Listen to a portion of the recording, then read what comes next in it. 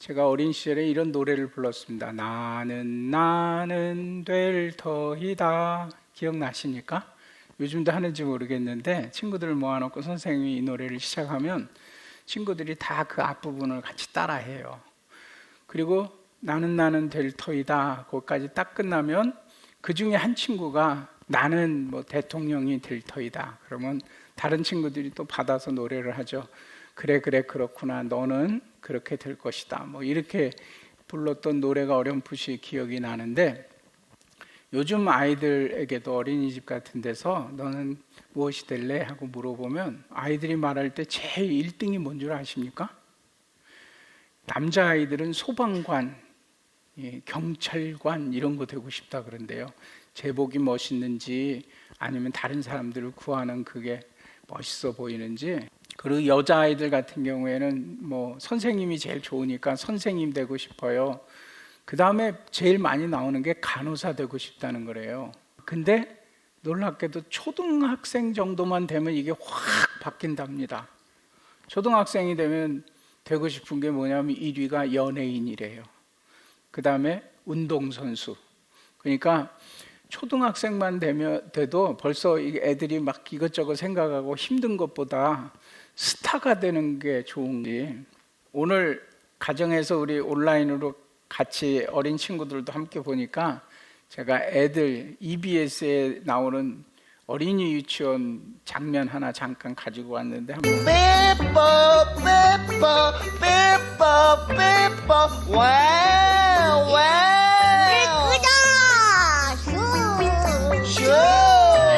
불 끄자. 우와, 우리 또또리랑 째구리 진짜 소방관 같은데? 민준이는 나중에 정말 멋진 소방관이 될 수 있을 것 같아요.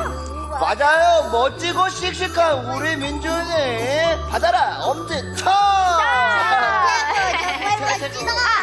우리 친구들은 뭐가 되고 싶은가요? 힘쌤에게 알려줄 사람. 여기 보면 처음에 등장할 때 꼬마 친구들이 삐뽀 삐뽀 하면서 소방차 놀이를 하잖아요. 아이들 집에서 노는 거 보면 빨간 소방차 참 좋아하는데 그거 가지고 막 불자동차 놀이 하면서 자기가 소방관이라고 뭐 바가지 같은 거 하나 쓰고 이렇게 노는 친구들 있는데, 커서 무엇이 될 터예요? 하고 선생님이 물어보는 장면이에요. 아까 얘기한 것처럼 소방관, 경찰관, 간호사, 이런 의사 선생님. 요즘 간호사하고 의사 선생님이 가장 힘든 직업 중에 하나라는데, 코로나19와 싸우면서 자신이 병드는 것, 자신이 감염될 것, 두려움 다 이겨내고 지금 방역 당국에 애쓰는 모든 분들에게 너무 감사드린데, 생명을 구하는 일보다 사실 더 중요하고 가치 있고 보람된 일이 없죠. 사진 하나 보여드릴 텐데, 미국의 한 졸업식에서 찍은 사진입니다. 여고생이 지금 졸업을 하는데 데이비슨이라는 여고생이고, 그 옆에 할아버지 같으신 분은 휴즈라는 이름을 가지신 분이에요. 아, 손녀 졸업식에 할아버지가 와서 축하해 주나 보다 이렇게 생각하실지 모르겠는데, 이 사진을 찍기 전에 17년 전에 사진 한 장 속에 나오는 두 주인공입니다. 바로 이 장면입니다. 17년 전에 오늘 이제 여기 졸업식을 하고 있는 여고생 데이비슨이 태어난 지 9개월 됐을 때, 아직 스스로 움직일 수도 없고 걸을 수도 없고 그냥 침대에 눕혀져 있는 어린 갓난아기였을 시절에 집에 불이 났답니다. 엄마는 직장에 근무 중이었고 아버지는 아이를 돌보다가 잠깐 집 밖에 나왔다가 들어간 사이에 불이 나가지고 완전히 집 전체가 뒤에 새까맣게 끓는 집처럼 완전히 화마 속에서, 불구덩이 속에서 그 갓난아이가 혼자 방에 누워 있었던 거예요. 저기에 갓난아이가, 아이가 있다고, 딸이 있다고. 근데 그 얘기를 듣고는 죽음을 무릅쓰고 저 휴즈라는 소방관이 불 속으로 달려 들어갔답니다. 그리고 그 불 속에서 아무도 보이지 않고 그 뭐 연기 가혹한 곳에서 저 갓난아이를 찾아서 품에 안고 나오는 그때 장면이 뉴스에 실렸던 그 장면 사진이에요. 그 이후에 17년이라는 세월이 흘렀습니다. 저 여고생이 이제 자라나서 고등학교를 졸업하는 때가 됐는데, 자라나면서 이 9개월짜리 갓난아이가 자기가 불 속에서 뭐 이렇게 건져 나온 거 이런 거를 기억이나 하겠습니까? 그런 거 전혀 모르는데 철부지 아이들 같이 뛰어놀고 그러는데, 그때마다 엄마가 그 당시의 이야기를 들려주는 거예요. 너는 불 속에서 이렇게 뭐 완전히 잿더미가 돼가지고 위기에 처했을 때 휴즈라는 소방관 아저씨가 목숨 걸고 들어가서 너를 건져주셨단다. 너는 그 은혜에 잊지 않고 정말 보람있게 인생을 살아야 된다. 어린 시절부터 이런 얘기를 좀 들려줬는데, 아주 어렸을 때는 그게 뭔지 잘 몰랐는데 이제 고등학교를 졸업할 때쯤 되니까 그 은혜를 가슴에 새기면서 생각을 했답니다. 미국에는 고등학교를 졸업하면 거의 성인 취급을 하거든요. 지금까지는 내가 보호를 받아야 되는 어린아이였지만, 청소년이었지만, 이제 내가 고등학교를 졸업하니 나도 이제 떳떳하게 한 사람의 성인으로서 내 삶을 만들어 가야지. 이런 문제를 가지고 고민하던 데이비스는 이렇게 생각을 한 것입니다. 나에게 귀한 생명을 건져준 그 소방관 아저씨에게 그 은혜를 보답하면서 평생을 살아야 되겠다. 그러면서 그 아저씨를 찾았는데 페이스북에서 연락이 돼가지고 초청장을 보냈답니다. 데이비스는 졸업식장에서 만난 휴즈 아저씨에게 이렇게 얘기를 했습니다. 저를 살려주신 것 헛되지 않게 잘 자라 이제 저는 성년이 되었습니다. 이제는 저도 누군가에게 도움을 주며 다른 사람들을 위해서 아저씨처럼 사는 사람이 되겠습니다 하고 졸업식에서 감사의 인사를 드렸답니다. 은혜를 갚는 건 뭐 다른 어떤 특별한 방법이 아니라 내가 잘 살아주는 것, 그래서 나를 살리신 것이 보람되게 하는 것, 그게 가장 큰 은혜 보답이라고 이 소녀는 생각했던 것 같습니다. 이에 대해서 휴즈는 이렇게 얘기했어요. 내가 소방관이 된 후에 세 번째 목숨을 건진 아이가 바로, 세 번째 목숨을 건진 사람이 바로 너였는데, 평생을 소방관 하면서 많은 사람을 목숨을 구했지만 지금 이 순간처럼 감격스럽고 보람되고 잘 자라주어서 너무너무 고맙다 하고 같이 인사를 나누었다는 기사였습니다. 불구덩이 속에서 살려 나오는 것, 바로 그 의미를 담은 말이 오늘 본문 말씀 8절에 나오는 건지셨나이다 라는 표현입니다. 이 단어는 히브리어 원문의 의미는 끌어내다, 빼내다, 묶인 것이 있으면 풀어주어 놓아주는 것, 그 다음에 건져주는 것, 생명을 구원하다, 이런 의미를 담은 표현입니다. 한마디로 얘기해서 구출해내고 구원하는 것, 이런 모든 의미를 담은 그 단어가 건져주셨습니다라는, 건지다라는 단어예요. 8절 말씀에 보면 건지다라는 단어가 한 번만 쓰였지만 어디에서부터 건졌다라는 표현은 세 개로 묶음을 해서 나오고 있어요. 8절 말씀 보십시오. 주께서 내 영혼을 사망에서 건지셨답니다. 내 눈을 눈물에서 건지셨고 내 발을 넘어짐에서 건지셨습니다. 이 시편 기자가 고백하는 거예요. 내 영혼이 사망에 처해 있는데 주님께서 나를 그 사망에서 살려주셨다는 거예요. 사망의 위험이 다가오고 사망에 처하고 이 정도가 아니라 성경은 우리를 이미 사망의 권세 아래 놓였던 자들이라고 그랬어요. 이미 우리는 영적으로 죄악으로 인하여서 사망의 자리에 있던 자들을 건져내서 생명의 자리로 이렇게 옮겨주셨다, 구출해내신 것을 얘기하는 거예요. 우리가 인생 살다 보면 얼마나 슬픈 일들이 많습니까? 고통스러운 일들이 많습니까? 그냥 날마다 눈물을 흘려도 내 슬픔을 다 표현할 수 없을 정도로 흐르는 눈물이 그치지 않습니다. 한마디로 얘기해서 깊은 슬픔 가운데 처해 있는 나를 그곳에서 건져내 주셨다라는 말이 내 눈을 눈물에서 건지셨다, 이렇게 말해주고 있습니다. 세 번째는 발을 넘어짐에서 건지셨다 그랬는데, 우리 인생 살아가면서 실족이라는 단어를 쓰는데 잘못 디뎌서 넘어지는 것을 얘기하는 거예요. 여러분 인생 살아보니까 얼마나 우리가 좌충우돌 넘어지고 자빠지고 쓰러지고 하는 일들이 많습니까? 넘어지도 또 일어나고 넘어지고 또 일어나고 실패하고 좌절하고 낙심하고 그때마다 또 다둥거리면서 일어나는데 우리 앞에 걸려 넘어지게 하는 일들이 인생에 얼마나 많은지 모릅니다. 그런데 내가 이렇게 휘청휘청거리고 내 인생이 쓰러지고 넘어지려고 할 때 하나님께서 나를 그곳에서 건져내 주셨다는 거예요. 내 영혼을 사망에서 건지시고 내 눈을 눈물에서 건지시고 내 발을 넘어짐에서 건지셨습니다. 오늘 이 본문 말씀에는 세 가지를 얘기하고 있지만 사실 이 세 가지만 해서 건지는 게 아니라 하나님께서 우리를 건져주셨다라는 말씀은 시편에만 봐도 엄청나게 그 숫자가 많이 나옵니다. 하나님의 사람들이 하나님을 향해 시를 드리고 감사의 노래를 드리고 또 탄식의 노래를 부르고 기도를 하고 간청을 하고 하는 게 우리 시편이잖아요. 근데 그 내용들에 보면 그 모든 믿음의 사람들이 하나님을 향해서 건지셨다, 건지셨다, 건지셨다라는 말이 수없이 많이 나옵니다. 이 건지셨다는 단어들을 많이 사용하고 있는데 늘 건지신 분은 주님이세요. 여호와 하나님이 나를 건지셨어요. 여호와 하나님이 건지셨습니다. 늘 건지시는 분은 주님이시고 건짐받는 자는 바로 나라고 고백하고 있어요. 우리들 믿음의 사람들을 하나님께서 건져주셨다는 것.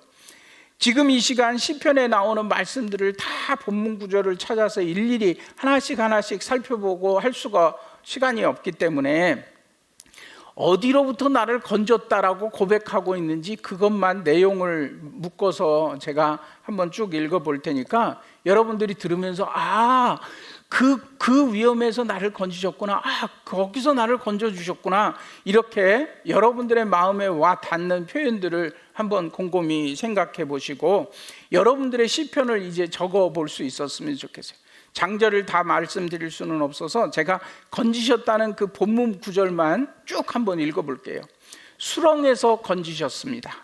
깊은 물에서 건지셨습니다. 나를 미워하는 자에게서 건지셨습니다. 모든 환난에서 건지셨습니다.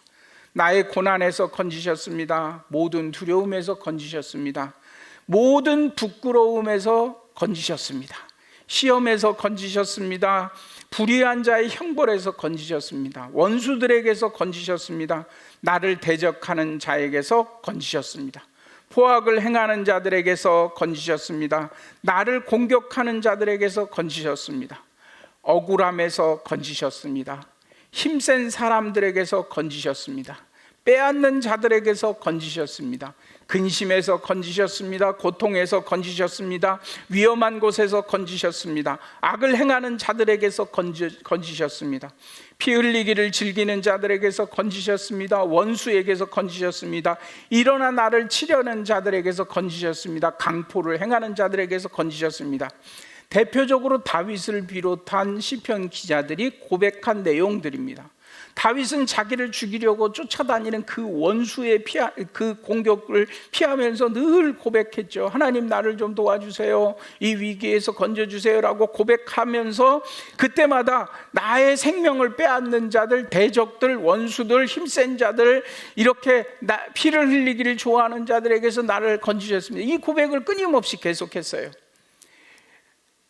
이제 우리는 각자의 고백으로 이어지는 시편을 우리가 써 나가야겠다는 것입니다. 부끄러움에서 나를 건지셨습니다. 우리가 인생 살다 보면 부끄러운 일들이 얼마나 많이 있습니까? 다른 사람들 앞에서 얼굴 내밀지 못하고 막 숨어야 될 정도로 그 치욕스럽고 부끄러움을 우리가 당할 때에도 우리는 내가 그 모든 것들을 해결하는 것이 아니라, 스스로 해결하는 것이 아니라, 하나님 나를 이 부끄러움에서 건져주세요. 다윗 보세요. 죄악 가운데 자신이 지은 죄들이 이제 막 가슴을 칩니다. 밤마다 침상에서 눈물을 흘리면서 내 침상을 적시면서 기도할 때 하나님 이 눈물에서 나를 건져주세요. 이 부끄러움에서 나를 건져주세요 하고 고백하지 않았습니까?